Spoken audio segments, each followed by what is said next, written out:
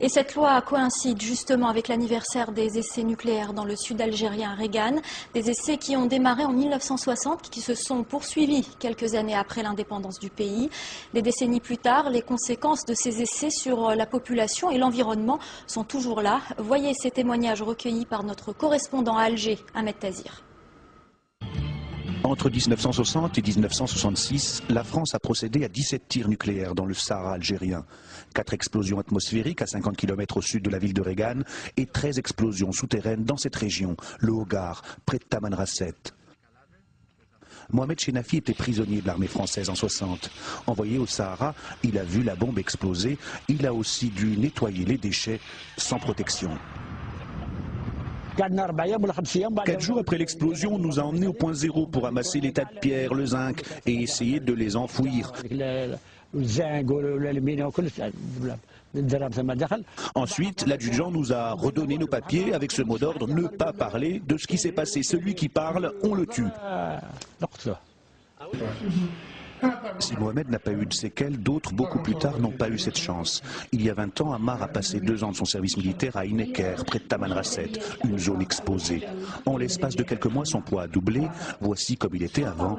Un cancer de la glande hypophysaire sera diagnostiqué. Après 6 mois dans la caserne, mon corps commença à se déformer, débutait l'excroissance. Je prenais 3 kilos chaque jour.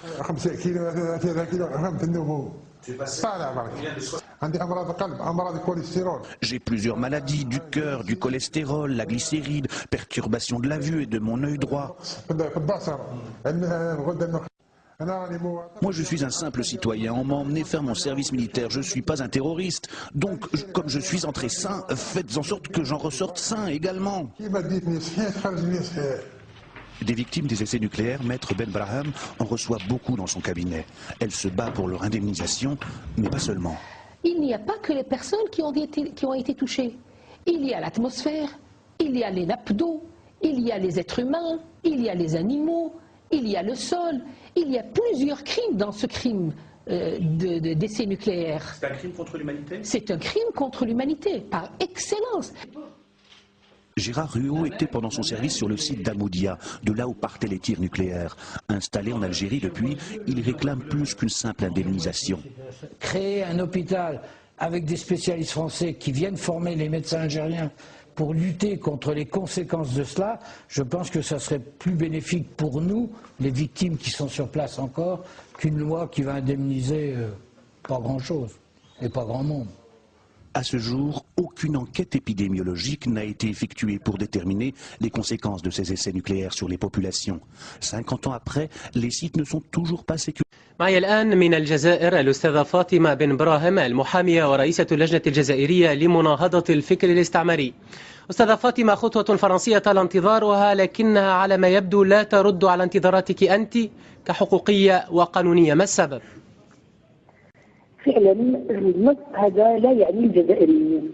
النص هذا اللي هو نص تمهيدي مؤرخ في 30 جانفي 2009 يخص العسكريين اللي كانوا موجودين في المنطقة الصحراوية الجزائرية، وكذلك التقنيين والمهندسين اللي كانوا كذلك يعني مدنيين وكانوا يعملوا في الحقل ديال التجارب النووية. النص هذا يخص ما يسمى بالفيتيران دو فرانس، وهم العسكريين وهذه الجماعة اللي كانوا فعلا موجودين في الصحراء الجزائرية وتمت عليهم التجارب النووية مثل ما تمت على الجزائريين.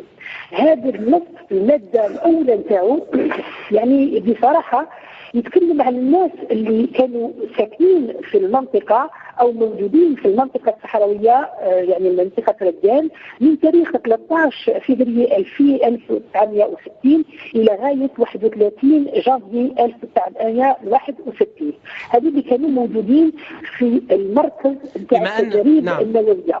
بما أن هذه التجارب قد طالت الجزائريين، أيضا ما المطلوب حسب رأيك من المشرع الفرنسي في صياغته لهذا القانون الجديد؟ اولا الشيء اللي هو مطلوب يعترفوا بالتجارب النوويه اللي قاموا بها في الجزائر ضد الجزائريين، لان الجزائريين كانوا في مكانه يعني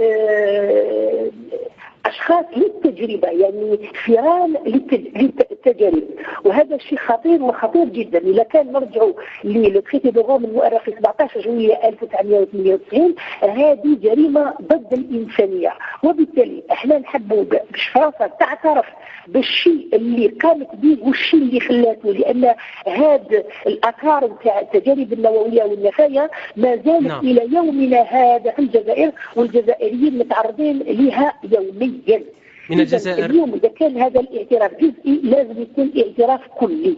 من الجزائر الأستاذة فاطمة بن براهم المحامية ورئيسة اللجنة الجزائرية لمناهضة الفكر الاستعماري، شكرا جزيلا لك. تستذكر الجزائر غدا حلقة من حلقات الجرائم التي يحفل بها السجل الاستعماري الفرنسي في الجزائر.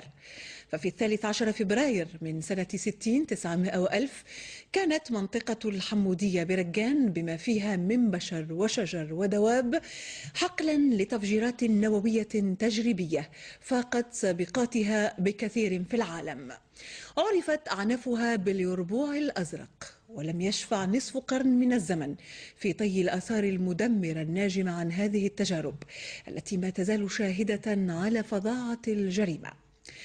وكان هم فرنسا الاستعمارية آنذاك إدراك ركب الدول التي سبقتها في التكنولوجيا النووية ضاربة عرض الحائط بكل القيم والمبادئ ومواثيق حقوق الإنسان.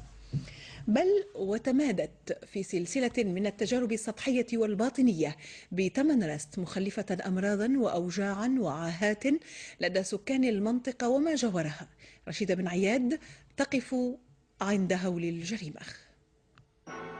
الصحراء الجزائرية لم تسلم من تسلط العدو الفرنسي الذي جعلها ميدانا ومسرحا لتفجيراته النووية، ولم يكتفي بهذا بل تجرأ على استخدام الإنسان الجزائري كعنصر مخبري في تجاربه الذرية. اليربوع الأزرق أول قنبلة ذرية فرنسية بمدينة ركان وبالتحديد بمنطقة الحمودية، حيث وصلت طاقته إلى 70 كيلو طن، أي ما يفوق 3 مرات قنبلة هيروشيما. فرنسا كانت قد أجرت هذه التجارب على قرابة 42,000 ضحية. هؤلاء سواء كانوا من سكان المنطقة أو سواء كانوا من أسرى حرب التحرير أو سواء كانوا من غير ذلك من الرعايا. التفجير الأول نتج عنه سحابة إشعاعية فقط النشاط العادي ب1000 مرة، وزرع الهلع والقلق وخلف الدمار والخراب داخل حقل نووي مدته الإنسان الجزائري حاملا لمختلف الأمراض والسرطانات. كاين اللي مقحطر، كاين اللي يمشي على رجليه، كاين اللي معوق، كاين اللي مثلث. النواظر هذو ما كناش نعرفوهم. كل عائلة ما كانش عائلة من أولف ولا من رجال اللي ما فقدتش شخص بسبب السرطان. 20 ans, 25 ans, 30 ans plus tard, voire 35 ans plus tard, il y a une deuxième vague sous forme de cancer, ce qu'on appelle les cancers solides classiques. يا ربيع ركان لم تكن إلا شاهدا على جرائم فرنسا المحتلة التي فاقت كل المواثيق والمعاهدات الدولية في حقوق الإنسان والبيئة. وجرائم فرنسا ماثلة على نفسيات وأجساد من عايشوا الحدث وتوارثها الأبناء، فبين فقد البصر والإعاقة الجسدية ومختلف السرطانات التي تفتك بسكان ركان وما جاورها، صور وشهادات تعكس بشاعة الجريمة أثناء وبعد التفجيرات. تقول فايزة مقران.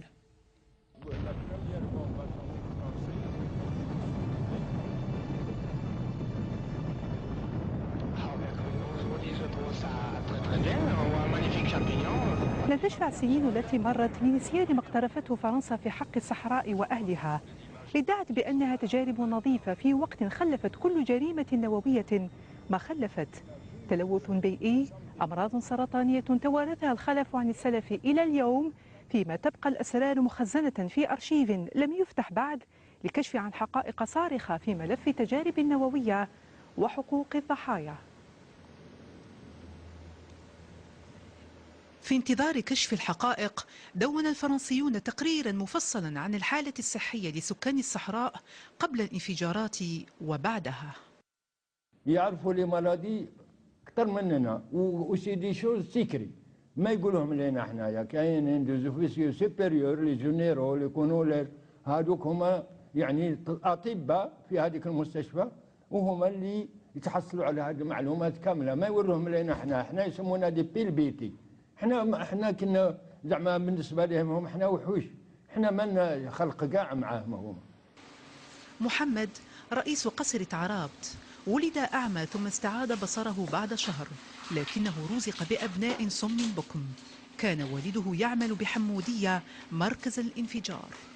قال لك الصباح كي يدوه يلبس لا كومبيليزون يوزنوهم، من بعد يدوهم العين المكان يكملوا الخدمه، يعاودوا يولوا يردوهم، ينحر الكومبليزه يدوش، يعاود يوزنوهم، ومن بعد يولوا يدوهم العين. ما جاوش وداروا لهم هذا في رقبتهم، هنا غلبوهم لهم. من بعد كي تفجرت القنبله كاع داوم عليهم. هنا كانوا دايرين فيها واحد مش عارف باش يعبروا به دقه القلب، فيه راه هنا فيه شيطان ماتريكيل، هنا راه هنا كاين ماتريكيل، هنا مكتوب عليه ماتريكيل، وكاين هنا فرنسا اللي دليل بلي فرنسا راهي دخلت. هاجر معاقة بنسبة 100%، وهي لا تتجاوز 15 من عمرها. براءة أخرى هاجر 10 سنوات.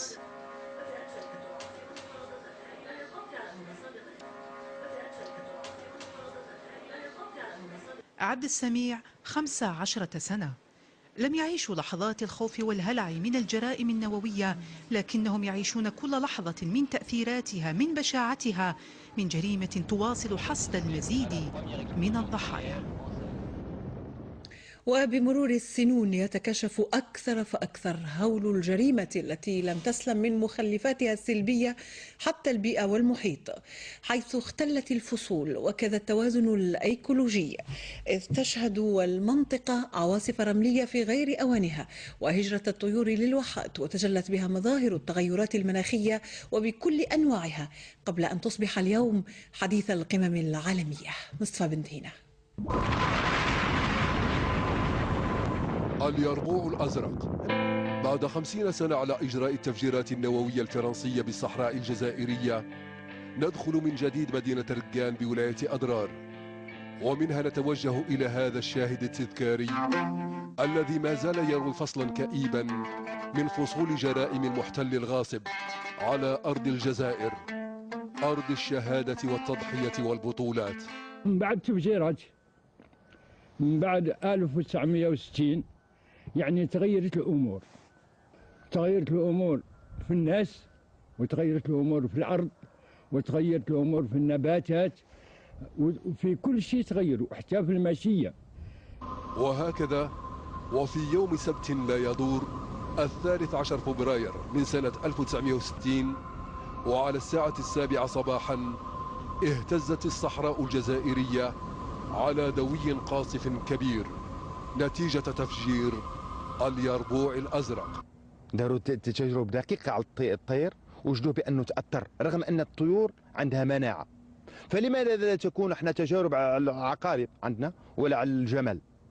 عندنا مرض نتاع الحيران هذا كل عام الموت بدون عدد، خسارة بدون عدد في الحيران صغار الإبل في كل عام.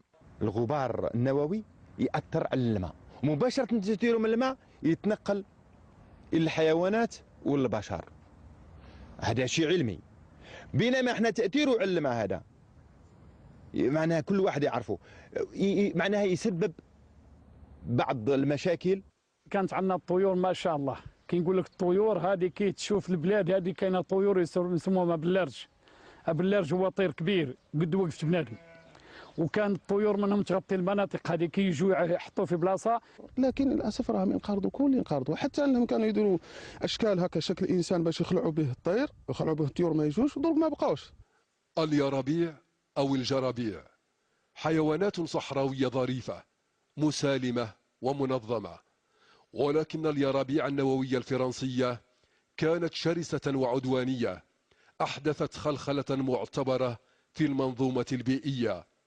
ولذلك يعتقد الخبراء أن المواطنين بهذه الجهة من الجزائر يمكن أنهم عاشوا منذ عدة عقود ما يصطلح عليه الآن بالتغيرات المناخية. والحديث عن الجريمة الاستعمارية هو حديث أيضا عن التعويض، ولكن هيهات للتعويض مهما كان حجمه أن يجبر الضرر، وأن له أن يكفكف الجراح الغائرة. ففي شهر ديسمبر 2009 صادق البرلمان الفرنسي على قانون لتعويض ضحايا التجارب النووية من الجزائريين، إلا أنه وضع بكل صراحة تحدد الفترة وهي ما بين 13 فبراير 60 إلى غاية 31 ديسمبر 1967. هذا النص يعني ولا يمس ولا يعاوض كل العسكريين اللي كانوا موجودين حين ذاك في هذه المنطقة، وكذلك المدنيين الفرنسيين اللي كانوا موجودين في المنطقة. الشيء اللي يخليني نقول اليوم باللي فرنسا ما زالت تقتل في الجزائر، لأن الأضرار اللاحقة بشعبنا حين ذاك ما زالت اليوم تخلف عدد كبير من الأمراض، وخاصة السرطان اللي انتشر خاصة في هذه المناطق. في كامل تراب الولاية، ديجا في الولاية كامل ما عندناش لابوراتوار داناتومو باثولوجيك، معناتها مخبر وين يتم فحص الخلايا، الفحص المجهري للخلايا ليتم التعرف على الخلايا السرطانية. دونك هذا لابوراتوار داناتوموباثولوجي دي سبيسياليست داناتوموباثولوجيست، دونك الطبيب الاخصائيين في هذا التخصص هذا ما عندناش انا كاع في الولايه، ولهذا نبعثوا هذا دونك لي زيشونتيون لي بيوبسي هادو نبعثوهم حتى الغردايه دي فوا حتى الجزائر الاصيل. عندنا معلومات هنا باللي النساء تاع ركان كاين شحال من امراه جات ودرنا لها ديالونستيك في العاصمه وعاود هبطت للرجال ما ولاتش باسكو ما تحبش تنحي الثدي تاعها باسكو ما عندهاش معلومه باللي الثدي لازم يتنحى تقول لك بالك ولا ندير عشبه ولا تروح للموت. هادو ما كاع شحال من احصائيات محطوطين قالوا لنا باللي شحال من امراه ماتت غير باسكو على نيجليجي تقول لك بالك المرض هذا ماهوش مزروب تاخذ وقتها تخمم هذاك الوقت ما يخليها وين تتوفى. وحتى تقي النساء أنفسهن على الأقل من سرطان الثدي يوم تحسيسي نظمته جمعية الأمل لمساعدة مرضى السرطان لتعريفهن بهذا الداء الخبيث. قد تكون القافلة سببا في التوعية لاسترجاع الحقوق. إذا الطلبات ديالنا هي طلبات كثيرة وكبيرة ومن حقنا باش نقدموها. أولا تنظيف المنطقة، ثانيا البيئة راهي ملوثة، الحيوان راهو متضرر، النباتات متضرة، الماء لأن الشيء السري اللي مازال ما تكلمتش عليه فرنسا ورايحة حتميا تتكلم عليه هي كانت قامت بتجارب حتى في الآبار. معناتها الماء الباطني راهو كذلك ملوث. هذه جريمة راهي للجزائر كاملة ما هي لأصحاب الرجال، ونقول للشعب راهو ونقول للشباب ما احنا تفرط فينا، اللي مرض واللي مات واللي ما بقى منا الا القليل. هادو الشباب اللي راهي باقيه تنوض طالب حقها وتوقف لفرنسا وين يوقف